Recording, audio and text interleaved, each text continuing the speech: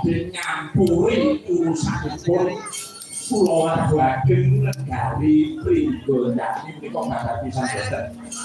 Kangge kala sowan niku badhe ngaturaken lan nganjiraken napa kinten-kinten leres.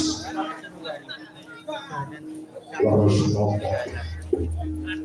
Putra Werkudara putranipun Dewi Ayu ingkang nami Gatotkaca menika badhe dipun pilih sugih mapan wonten ing negari Pringgondani. Inggih lapis-lapis leres mereka kados dawuh kanakipun boten mati inggih anak kok bulan Gatotkaca badhe kajenengaken napa papan wonten ing negari Pringgondani. Nuwun sewu lajeng kula baleni pisan kula mboten badhe melu ngurusi kula lajeng negari Pringgondani nggih. Nggih matur nuwun paratur.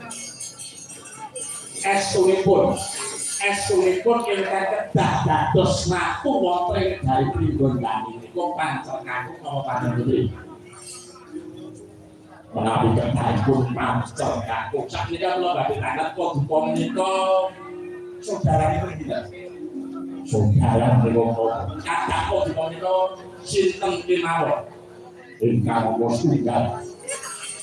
Kakang Mas Arigo ingkang sampun nyebut ing kasindan Jati.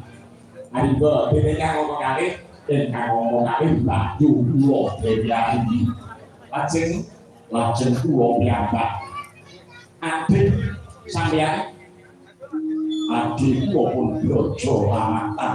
Lajeng Wikalpa ingkang alih piyambak para Bundono. Brojo mesti mawon nggih sampun. Sapunika ingkang badhe dados ratu mapan wonten ing negari Pringgondani menika putra Ayu Bike ing napa wonten paduka Raden Mas Brajasena.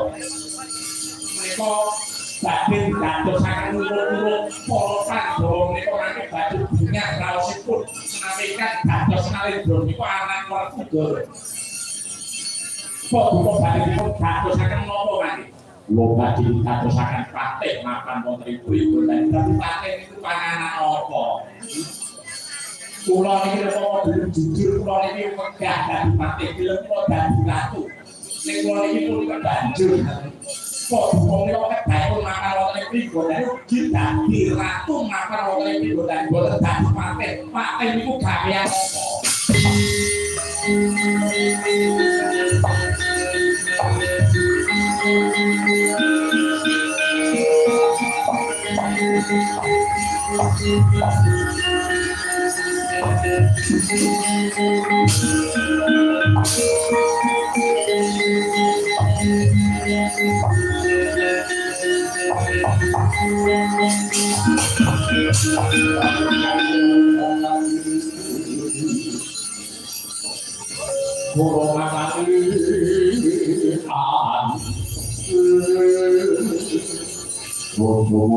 Yo kakak aku kepareng sowan mapan oleh belakang ilmu kene.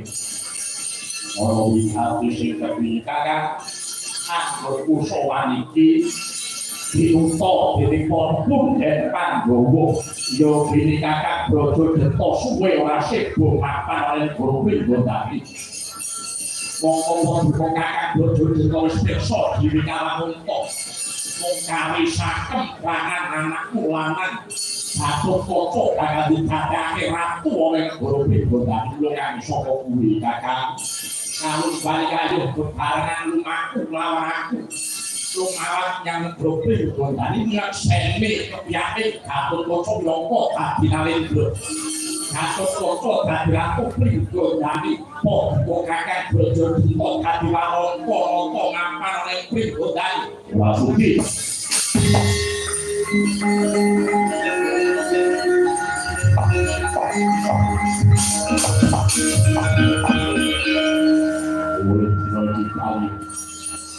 Bali piye kakak? Kowe kaya nang Pringgondani. Aku mau apa pun den mapan Pringgondani pun den Pandhawa. Brojo dito gelem yang Pringgondani kok sitati ratu dewa yo kecoba brojo dito kepaku nang Pringgondani kakak.